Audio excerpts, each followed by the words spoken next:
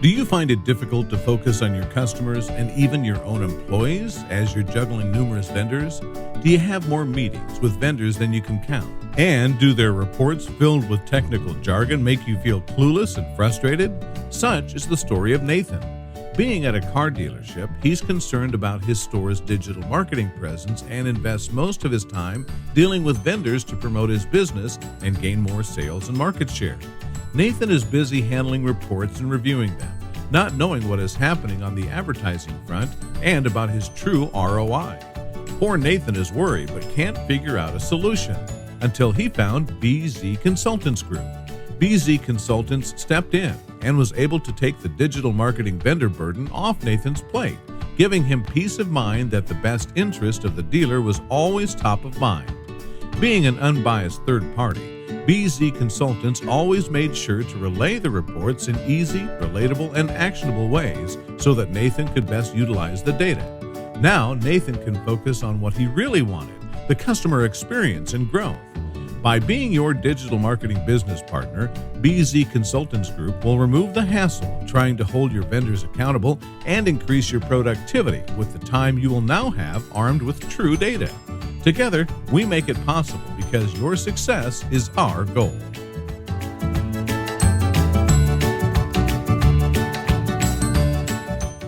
All right, everyone, welcome into another Facts Not Feelings. And oh my goodness, I am so excited to have the one and only Alan Krutsch. And for those that did not happen to see my little Facebook Live yesterday, Alan, I don't know if you know this, but you are the one and only singular interview that I have done twice. I have yet to repeat a guest, and you're my first time repeat guest. Two-time winner. Hooray. I know. Hooray. You're the next contestant on The Price is Right. But, as we were talking beforehand, and we'll get into what we're talking about here in just a second, but as you're going back and I was like looking at, as the conversation progressed, I go, I don't have a headshot for you. I don't have your social links. So it was kind of overdue that we redid this conversation and redid a conversation because you need the full Facts Not Feelings treatment, because you were with me in like the first days when it was a little rough, those first couple conversations. So thank you so much for being with me, Alan, today. And everyone, what are we talking about? If you can see by the title here, driving success, unpacking the power of brand promise. And I love that you brought this topic to me. So in the world of business and organizations, brand promise can be either the thing that is your Achilles heel or that drives you to success. So what does this actually mean? What does brand promise mean? We're gonna unpack all this today. So everyone, you know how this works at this point. You know how we work. There is someone out there that needs to hear this, that needs to hear this, tag them, comment with them, share this with them. And with that, Alan, let's get into this a little bit. Let's dive into this a little bit. Talk to me a little bit. For those that weren't in the early stages and had to grow with us, and those that were with us, thanks for being with us this long. I super appreciate it. But let's dive into this a little bit. For those that don't know you, let's start with a little bit about how you got in the industry and where you are today and how you got in to where you are now. And then we'll dive into the meat of this. Sure. So I've spent time in dealerships. I've spent time doing digital marketing for dealerships, as well as consulting with large dealer groups. And that's where you and I met, Brooke, is when we both had consulting gigs and were working for a large software company and working with the OEMs and franchise dealers. I've run marketing for a couple of dealer groups. Currently, I work for FUSE Autotech. We're a software company that helps dealers sell cars more quickly and more profitably. And I'm the marketing director and director of industry relations. So branding is a passion of mine, obviously, because of my background in marketing. And I love this quote that I'm going to read to you that talks about a brand, particularly in the digital age. And this is something that Eric Schmidt, the executive chairman of Google for many years, said. He said, brands are the solution, not the problem. Brands are how we sort out the cesspool. And he was talking about everything that was online and how important a brand and a brand promise is for people that are online, for consumers, so that they can sort through the mess. And so I really like that. But I think the first thing to do is to define what is a brand promise. And so the key point here is that the brand promise is defined by the consumer, not by the company. So a brand represents the expectations that the consumer holds about the products and the services and the relationship. So brand isn't just the product, it's the services that go with it, and then it's the relationship with either the product and or the people that represent that brand.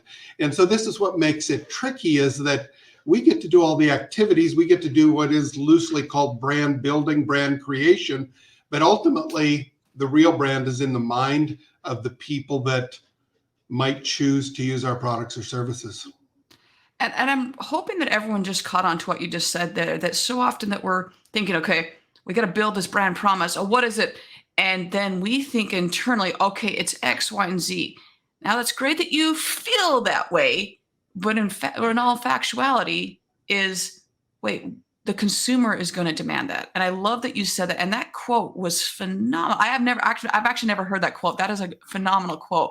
So I really hope that everyone just caught on to that go back and look. And when you're saying what is brand promise and how does it shape the customer perception and expectations in the auto industry? Well, you just answered that. I mean, 100%. It's shaped by your customers. It's shaped by your clientele. So let's take a little bit further into how does brand promise influence the internal culture of an organization? And then how does it align with the mission and vision? Yeah, so I think that a brand promise is a bit of a North Star for an organization, particularly in the communication, but also in the way that you design your activities, your method of doing business. And so if a brand is something that is an expectation held by the consumer, your brand promise says what you're going to do. And then if you fulfill on that, you execute. So I'll be a little self-serving and I'll tell you what our company's brand promise is, and I'll tell you how that affects our actions. So we have a really simple brand promise at FUSE. We make financing a car simple. That is our promise. Now, to deliver on that is 1,000 things. The way you design the software, the way you train people to use it, the way you integrate, the way you deploy. But as we build products, as we communicate, that's always the North Star. Is what we're doing going to make it easy for people to buy and finance a car? Because we know that is, in many cases, a time-consuming, complicated, maybe frustrating experience. So in any business, a retail automotive business, a soft drink business, whatever, if Coke's brand promise is we refresh, the Coca-Cola better be fresh, cold, bubbly, and ready to do its job. Yeah, it's a North Star. That's the way I think of it. And I would take that one step further, is that so often, and it's not just in our industry, is that a business doesn't even have a mission statement. And so if you don't have a mission statement, how are you going to have a brand promise? I mean, so do you, I know when we first spoke, and if you haven't seen that episode, a little plug, even though it's a little rough around the edges and it has nothing to do with my wonderful guest, that was just like our 3rd or 4th episode. I don't think I had a mic. So it was done in no knock to Zoom, but it was a little rough around it. But I loved how, speaking of mission statement, speaking of mission and vision, that when FUSE got started, it was, and anyone that's heard me speak at any point, I'm always saying work backwards to work forwards. You all literally broke the process down and said, how can we not only best serve the customer, but we're literally going to work all the way backwards, go back to paper, and then go this direction. And so talk a little bit about that. I understand I'm kind of going off script here a little bit, but talk a little bit about that, because how can you have a mission statement if you don't know what you're doing?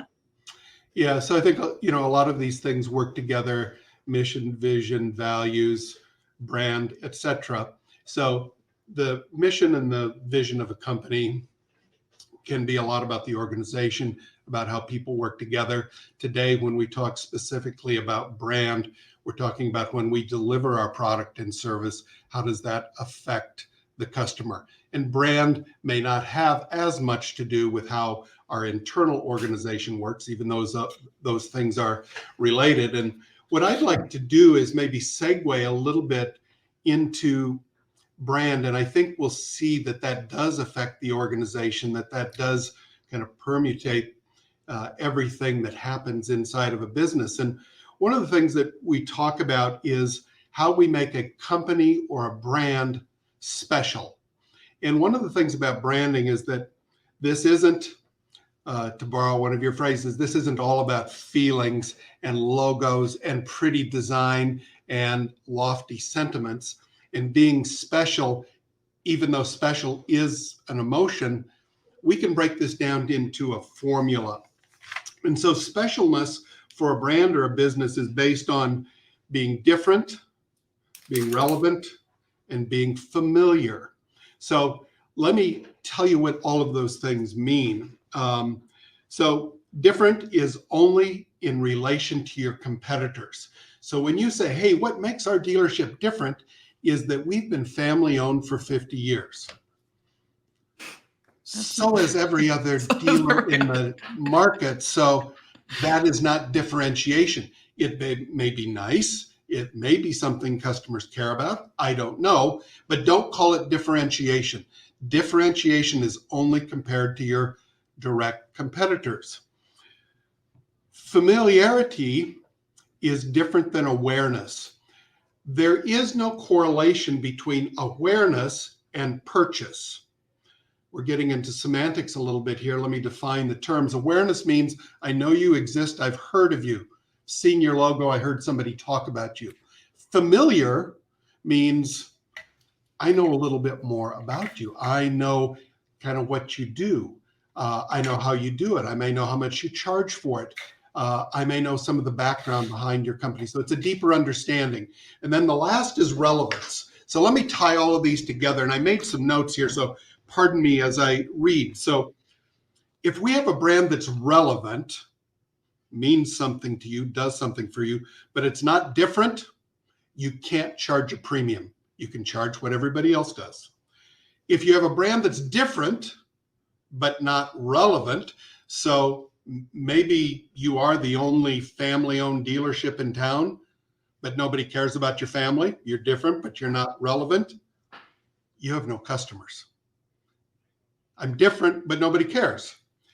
Now, a brand that's both relevant and different, they can gain market share and they can charge more money for their product. And so that's why this specialness formula is important. Specialness is something that we can claim immediately. This is something that we can advertise. It's a message that resonates. And we're going to contrast that with the authority that a brand might have, because the authority a brand has must be earned over time. And we'll talk about that in a minute. So as we craft marketing messages and communication, we can talk about what makes us different, why that's relevant, and therefore what makes us special. And those are great messages. Now, I want to jump to authority for just a minute because, when we think of all the famous brands, whether it's Coca-Cola or Apple or the NFL or those kind of brands, they have authority in their particular segments. So authority is based on three things typically: trust, leadership, and quality. Let's talk about what those mean in terms of authority. So trust means that consistently you've done what you've said you're going to do. So let's go back to Coca-Cola, it's that consistency of not only the product, but the messaging. I get the same experience drinking a Coca-Cola in a glass bottle time after time after time. I can buy a Coca-Cola in California or one in New York. They are the same. They keep their promise. It is consistent. Leadership is typically a synonym for innovation.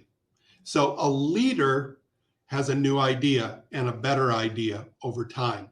A leader doesn't stay stuck in the past. And that's how customers look at leadership. Did you show me a little better way? Did you refresh the message? Did you refresh the way that I enjoy your product? Go back to Coca-Cola. Seems like a small thing, but those little mini cans of Coca-Cola, that's a bit of an innovation in that business. I don't want all of that caffeine. I want something smaller, more compact, more portable. That's seen as an innovation. I look to Coca-Cola to introduce that first. And then the last thing is quality. Quality is easily defined. It meets the specification. So it's not some nebulous thing. This is high quality. This is low quality. Does it meet the specification? And typically we look to consumers to help us write the specification. So trust, leadership, and quality are what give a brand authority. And you can't claim that today. And that's the problem. So many people try to talk about we're the most trustworthy dealer and, we've led the market and we do all of this. Okay, that has to be earned over time. And that's why some of those messages that talk about authority fall flat with consumers. They don't feel quite so believable, because when it comes to trust, if you have to say it, it's not so. If you say, you can always trust me, my name is Honest John and I never lie, the only person that says that is the person that's lying. So this is something we earn over time, and typically we demonstrate it. So those are two things that affect a brand promise: how special and what kind of authority do you have in the market. So if you take those two things and you add familiarity, which would be our communication and messaging, meaning you tell people about it, you do advertising, you do marketing, you're involved in your community, then you get to a consumer decision point, and all customers buy for exactly the same reason. That sounds silly, but they do. Every customer buys for the best perceived value. What am I getting? What am I paying for? And everybody makes that judgment in a very different way.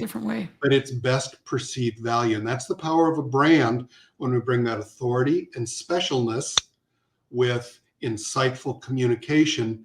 Then perhaps we can demonstrate this is the best perceived value. Not necessarily the least expensive, but for me, the best value. So if a woman is a luxury buyer and has the means, the Birkin bag is the best perceived value, even though it might cost and we'll wait 5 years on the waiting list for it. Like, doesn't matter.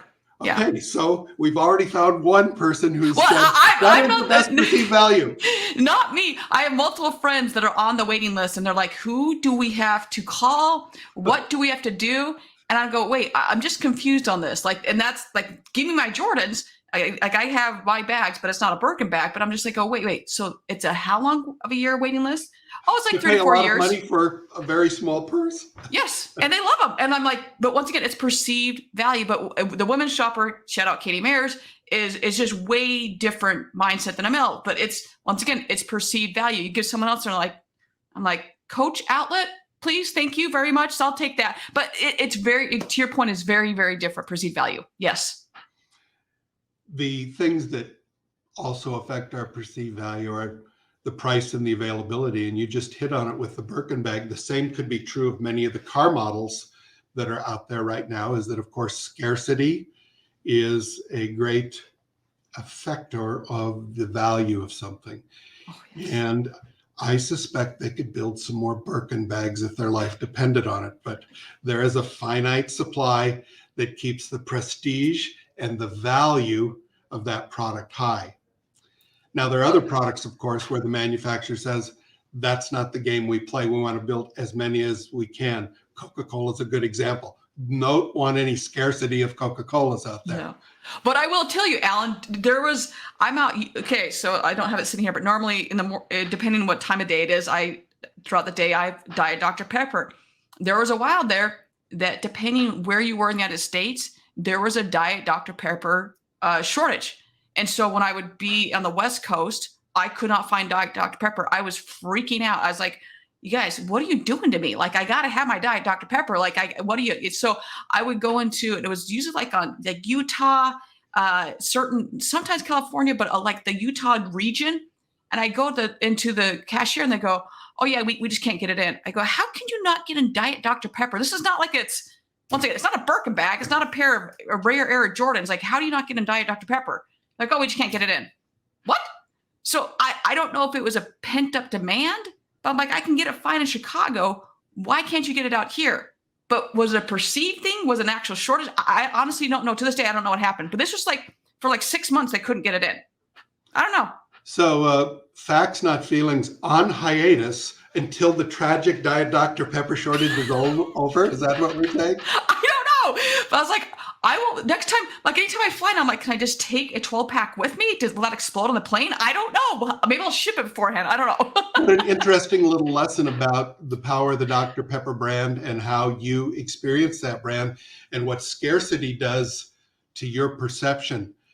Now it's really important to me. I got to find it. I got to buy it. And if you ran into some Diet Dr. Pepper and it was, say, 20% more than you're used to paying, you'd say, I'm lucky to be able to pay that and get it today because it's scarce. So all True of these story. things affecting the value of a product based on the brand promise as well as the scarcity. That was the best perceived value. Dr. Pepper at twice the price, if it's available, would be the best perceived value, even though a Mountain Dew might be half the price. So I lived in Japan for a year, and at the time I was drinking regular Dr. Pepper, and that did exist. But whenever I was at a McDonald's, obviously, once again, you're getting Coke because Coke is going to be the same wherever you are in the United States, especially at a McDonald's. And so we happen to be in a country, and there's a grocery store type of thing, supermarket, and I walk in, and they have these bottles of Dr. Pepper, and I just go, oh my God, I have to have this. Now, I'd lived there for a year, so it'd probably been 7 months that I hadn't had a Dr. Pepper. And I'd had Coke, whatever. It's great, but it's not Dr. Pepper. And it was no joke. I think I paid $8 a bottle. But I was like, I don't care. Like, I have not had this. So I stocked up on Dr. Pepper. I think I threw down like probably $200 on Dr. Pepper.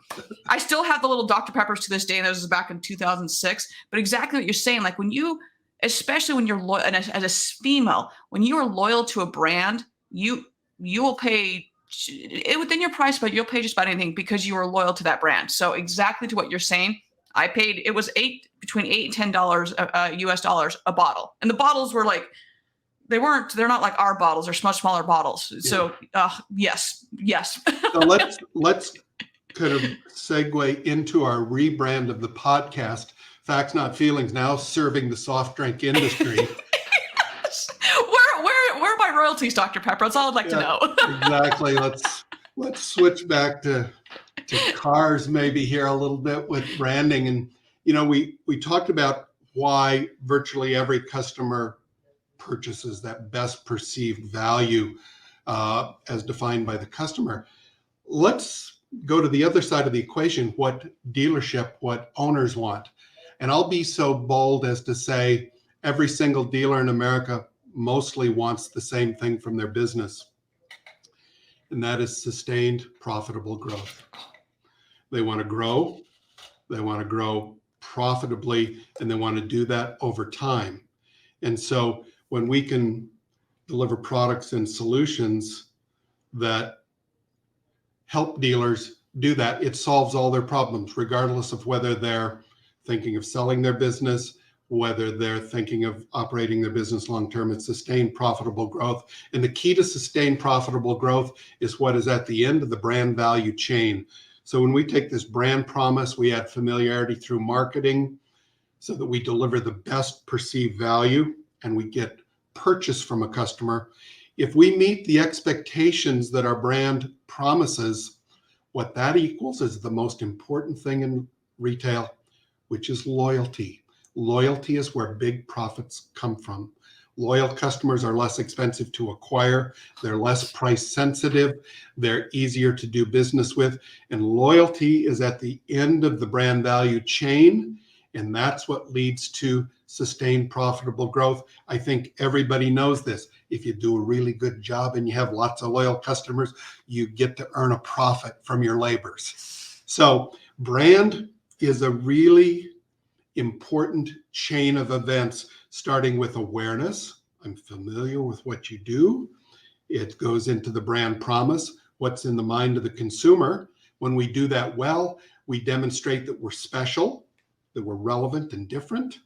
We demonstrate that we have authority over time because we have quality, we do what we say, we have leadership, we're innovative, we're new and fresh, and we have quality. We meet the specification.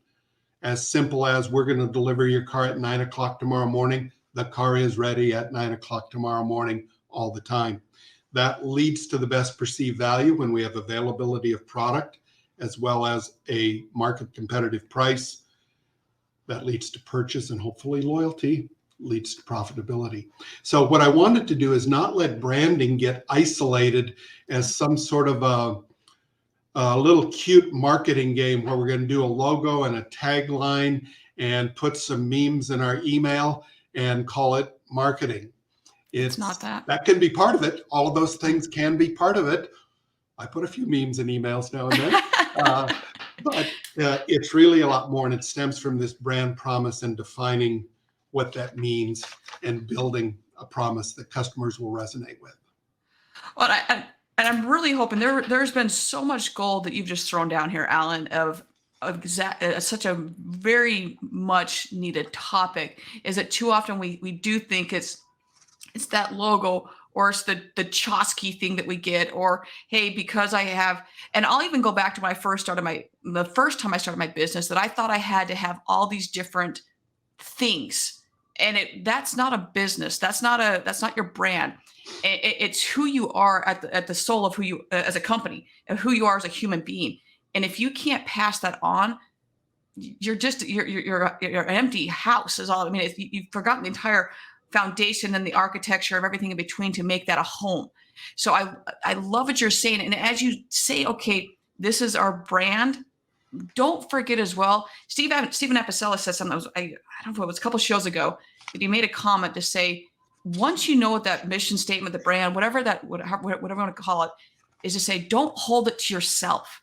Because now you said, okay, this is who we are. This is what we're promising. If you hold it to yourself and don't tell the rest of your employees and tell everybody else, how are they supposed to understand the mission and then accomplish it? Let the entire team know, because now everyone's got to be rowing in the same direction to know this is where we're going. Because if you start, we'll go to the Chick-fil-A's of the world.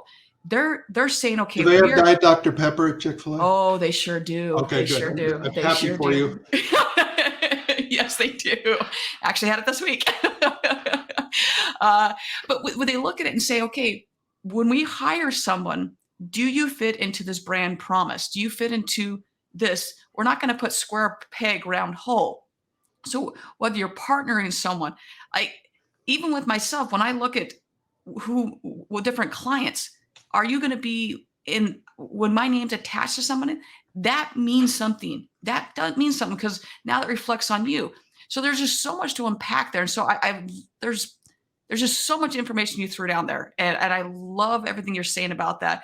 You know, it's not just a name. It's not just a logo. It's not just some email you're sending out. It's so all inclusive of everything, and make sure that's disseminated from the top all the way down to the person that's turning off the lights, taking out the garbage, every single person needs to know what that is, and have it up like every day. Go over what your mission statement is, making sure that people know what it is, and so that that's embodied in them. I can't stress that enough. Can't stress enough. You know, you brought up something that I think is interesting, because a brand is relevant for a large organization, and as you just stated, and I think you understand really well, for a solopreneur like yourself that's running a small business that's built around one person, their activities, their knowledge, the brand is equally important, and you turn out to be the brand. You are the product. You represent the brand, and it's maybe more of a responsibility when you're a solopreneur, because everything you do, from your podcast to the way you interact, to your communication materials, to the consulting or training you might offer, that's all part of the brand that people have an expectation of.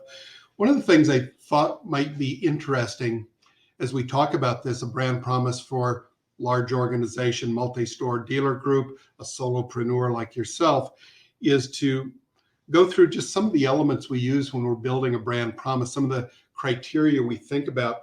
And the first thing we think about, kind of the bottom of the pyramid, are the features. What is it you're going to get? Whether that's automobiles competitively priced, delivered quickly with transparent pricing, whatever it might be. And there are functional benefits to that. That's the stuff we can experience, we can touch it, we can smell it, we can see it, those functional benefits. So those are just the basics. As we move towards the creation of a well-rounded brand promise, we move to some other things. So I have some functional benefits I get: reliable transportation, maybe a prestigious vehicle because of the company that makes it. That's all kind of functional to me. But then there are emotional rewards that are part of a brand. So in automobiles, this is particularly important. If I buy a luxury automobile, a Mercedes-Benz, a Lexus, or whatever, besides those functional benefits, all of the technology, the driving, the handling, durability, the emotional rewards are equally important, because a vehicle like that would demonstrate inside my family, perhaps if I'm the head of the family, one of the providers in the family, that I'm doing a good job for you. I'm fulfilling my role as a caretaker, as a provider. It would say to my public, one, I have good taste. It's important for you to know I have good taste. I am accomplished in my profession. I've achieved some level of success. Those are emotional rewards. We don't always like to talk about those. And so that's one of the key things about understanding why people buy cars. They buy cars, particularly luxury cars, with their heart. That's how they buy. They rationalize the purchase with the functional benefits. I bought the BMW because of the handling and the acceleration, because I love to drive. No, you didn't. And I want everybody to know that I'm successful. And I want everyone to know that I drive a beaver. So let's be honest. So we have these emotional rewards we deliver with a brand. We also get in sync with our customers' values. We value similar things. So BMW, say maybe versus Lexus, a BMW buyer, we might be in sync with their values that says, I'm young, I am sporty, maybe I think I'm in good shape, I like great handling, I'm a little more adventuresome. Perhaps a luxury buyer that's buying a Lexus, they might think it's the prestige, it's the luxury lifestyle, the quietness, the great stereo. The car handles fine, but that's not exactly why I bought it. Then there's personality. So big time. Personality of a brand, let's go back to our beloved soft drinks. The personality of Mountain Dew, kind of crazy, over-caffeinated, fun-loving, is different than Coca-Cola. I love life. I love refreshment.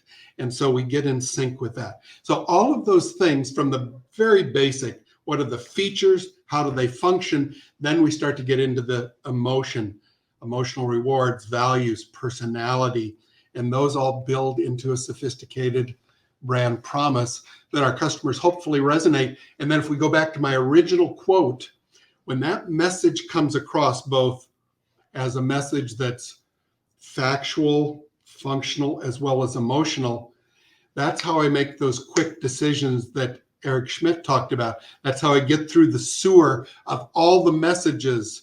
As I go, if I'm thirsty, this is easy. I get myself, you get a Dr. Diet Pepper. Simple. That brand is already lined up for me. I don't have to wonder what it tastes like, what I'm going to experience. That, of course, leads to the best perceived value, to sales, sustained profitable growth, because luckily for Diet Dr. Pepper, they've achieved brand loyalty with Brooke. True. Very true. Not only that, is the true story is about like 15 years ago, my cousins weren't drinking Dr. Pepper, and they're like, oh, I was like, oh, and so they had a sip of mine. And they're like, oh, we're not really big on Dr. Pepper. I was like, okay. They took a sip and they're like, oh, this is really good. I was like, try to tell you that. And then like a week later, they're like, damn it, Brooke, you got the whole family hooked on Dr. Pepper. And I was like, sorry. So, once again, we're going to go through a rebrand, facts versus feelings versus Furniss brand evangelist for Diet Dr. Pepper. But I'll say on the flip side of that is that we've all been a part of, whether it's overselling or you see someone online or a brand online that preaches X, Y, and Z, and then there's that massive letdown. So how does a brand then recover, or how does a dealership recover when you think that you feel that you have a brand, but really it's the logo, or we are the family-owned dealership, and there really isn't one. So how does that brand recover then? Yeah, what you're talking about is brand authority. It's earned over time and it's lost very quickly. And so I wish there was an easy answer for this, but let's say that you're a dealership. You're not going to change the brand you sell. You're probably not going to change the vehicle you sell. And so if you're not fulfilling that brand promise, if you lose the authority in the market, you lose the trust, you're not seen as a leader, the product and services you're not offering don't meet the quality specifications of the customer. First of all, you need several things. You need a change of your behavior, change of the way you deliver. You can change your marketing right away because you can claim specialness immediately. You can have a message that differentiated, and you can have a message that is relevant to your consumers. So you can start doing that to herald the actual change of behavior or a change in the way you offer your products and services. But to regain brand authority, that's time. You build trust over time. And so, this can be frustrating if a dealership has had a setback. And I don't want to be too philosophical here, but you can change what you do today. And so you do that over and over and then communicate that. Over time, you recover. It's happened all the time. And there can be some communication strategies that might signal to the market that something has changed and we want you to try us. There can be a way to recraft that brand promise. So somebody says, didn't hear some good things about them, but I like the communication I'm getting from them now. I might be willing to try that. And so you're asking a really important and a hard question is, how do I fix trust fast? You don't, but you can start fixing it today, and you can communicate a different message, and you can have that brand promise as your North Star and say, if our brand promise is to make buying a car, financing a car simple, let's endeavor to do that with our first customer today. Well, I think the same thing holds true. It does hold true when you see a buy sell go down, and yet the buy sell goes through. It's for a store that had let the whether for many reasons that the consumer was just like, I won't be shopping there again. And so there's that rebuilding of trust over and over and over again from the buyer now to say, we're not them. This is who we are. This is who we are, and this is how we're different. But it's so key that you immediately take the action to say, this is who we are. This is our authority. And make that promise and make it be known, because you are going to have to regain the customer. And we've all mostly, I'm guessing a lot of us have been a part of those buy sales, whether either in the dealership or part of that marketing team or part of that agency, to say, all right, tell us how you are different and you are special. And don't tell me that you have the most inventory.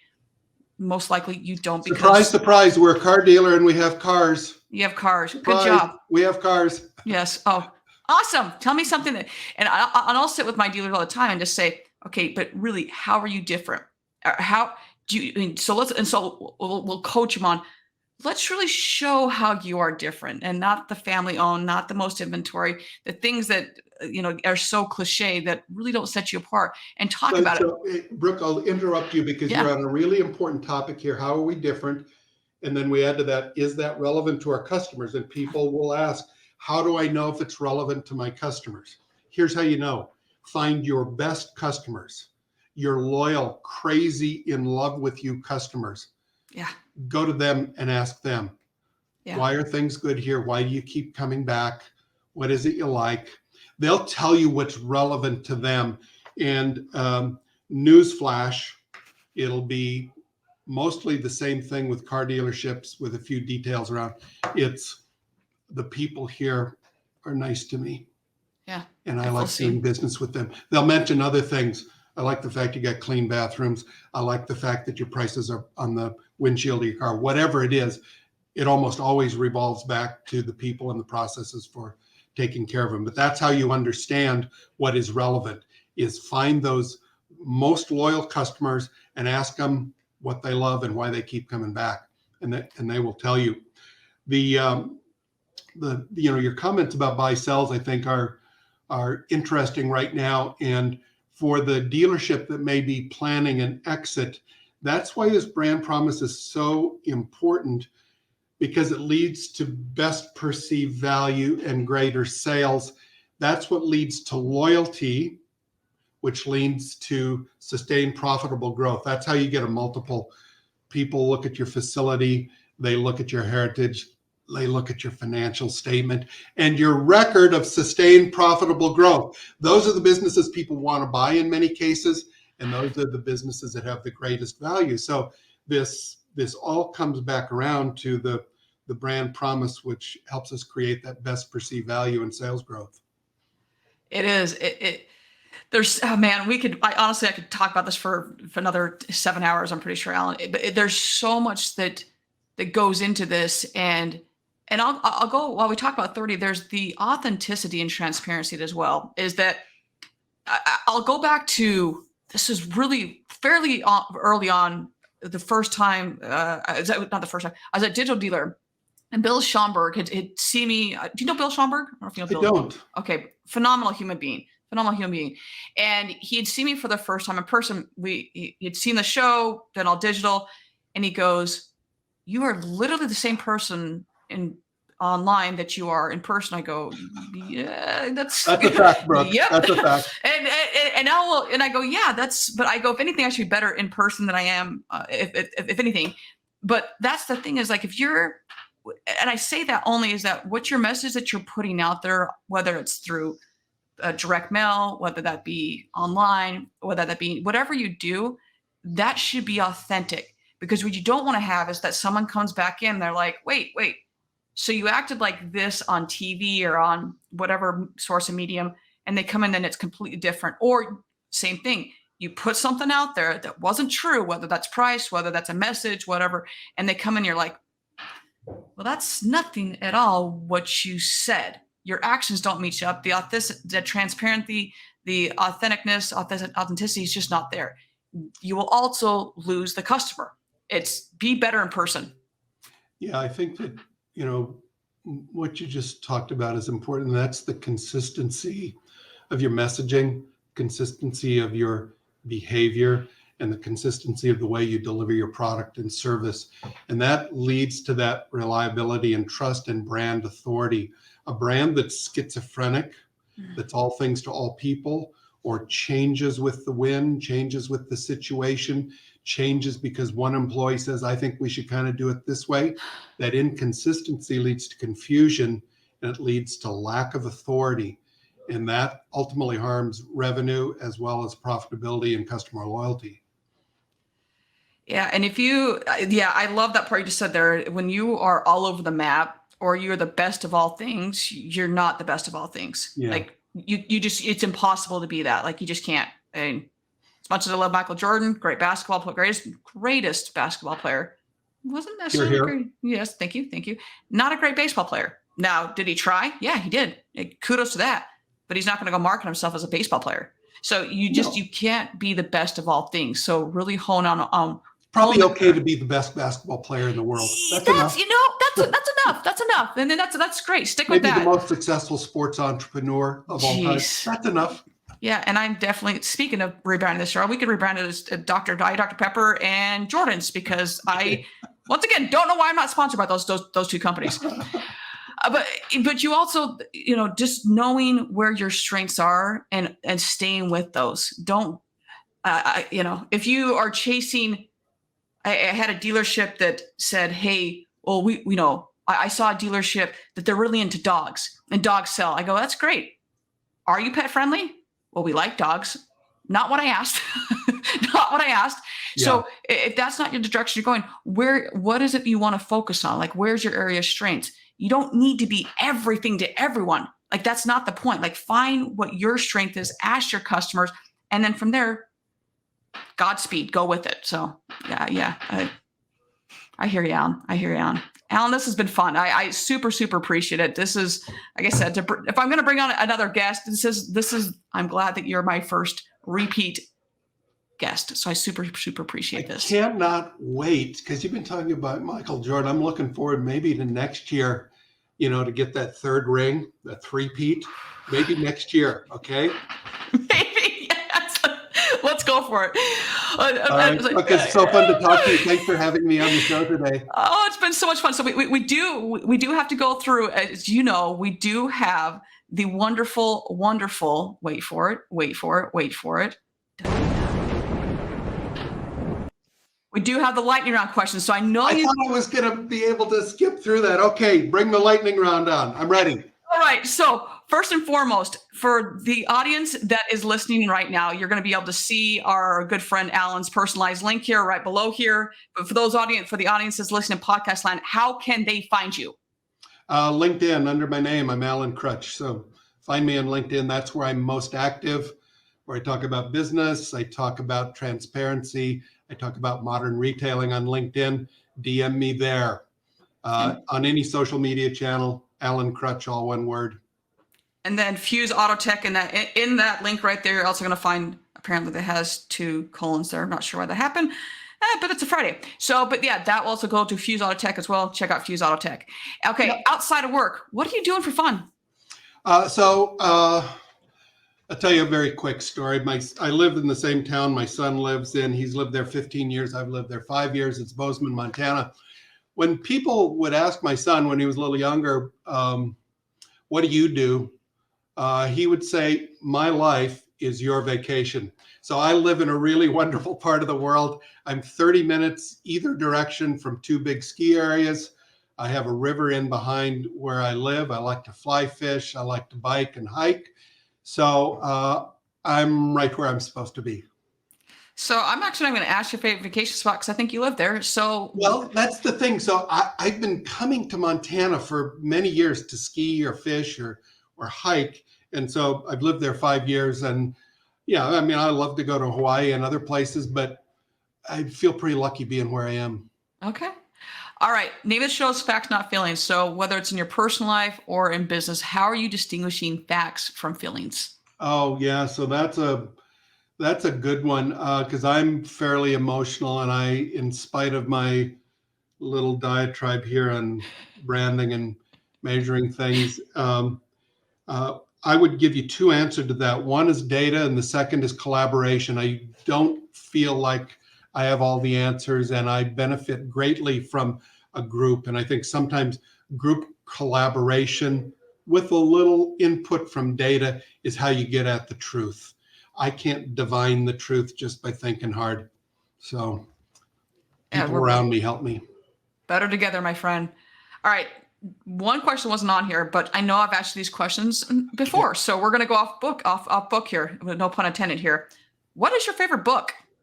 Oh, okay. So I've got several books that I love. I have several authors I love, but I'll go back to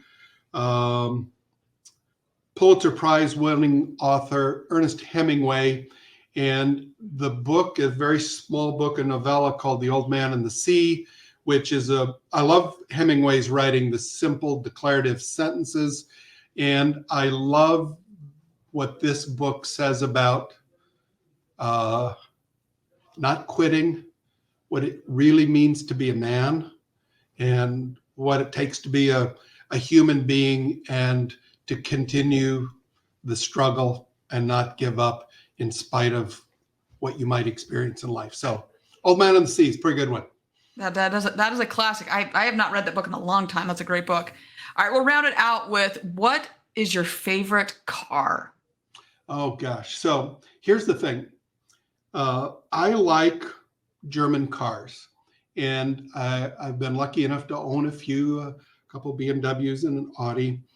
My favorite car right now is a Ford Ranger pickup that's kind of jacked up, that's got a rack on it that holds my junk, because I live in Montana, and it's like the perfect car. So if you're a dude in Montana, you've got a Toyota Tacoma or a Ford Ranger, or you got something that's kind of jacked up with big wheels. So and I've true. never had one of those in my life, but I got one when I came to Montana, and I feel right at home in it. I feel like a local, even though I've only been there a few years.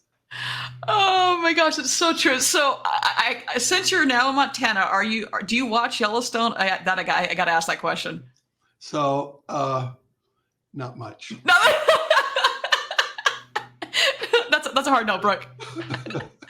I have seen it, and it turns out that not too far from my house, there's one of those companies that does wraps on vehicles and stuff. Mhm.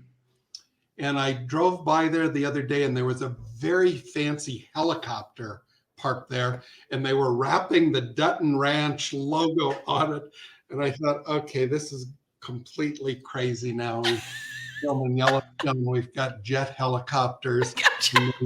What is going on? Oh my goodness, I love it. Oh man, too much. Well, Alan, I cannot thank you enough. Thank you so much for one, being with me from the very beginning and then coming back on the show. It has been so much fun and so incredibly insightful, as if I'd expect anything less from you. That's very kind of you, Blue. And I want you to know that that is my goal, three-peat. Next year, 2024, we could three-peat. I literally went back at some of those episodes. I was like, man, I really need to bring these guests back on because, man, they were such good sports to come on when I literally didn't know what I was doing. So thank you. And everyone, as always, thank you for being a part of this. I know that you guys can and gals can listen and watch anywhere, and I appreciate being a part of this. But as always, I always sign off this way: is find a way to serve today. Find a way to help your fellow human beings, your neighbors, your coworkers. It can be a kind smile. It can be opening a door for someone, but just find a way to serve today. And with that, everyone, we will see everybody next week. Cheers.